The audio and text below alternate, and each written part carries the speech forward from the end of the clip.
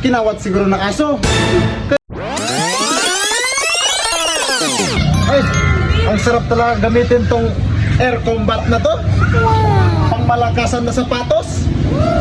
Pambihira yan, bukol. Yan na ba yung tinatawag nilang Air Force Black? Hindi. Ito yung tinatawag nilang air combat black. Ha? Talaga? Oo. Parang pareho kasi. Oo, parang pareho lang yung itsura. Alam mo kasi, ganito kasi yan. Yung mga sapatos, Oh. pagkatapos ng ilang henerasyon, nagkakaapo din yan. One.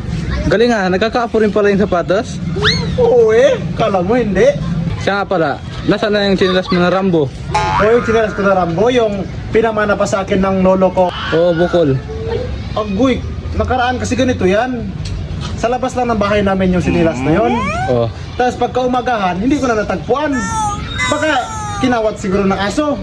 Kaya ngayon, nagpabili to na ako ng ano, ng sabi nilang air combat black na pang rare na pang matagalan at pang malakasan.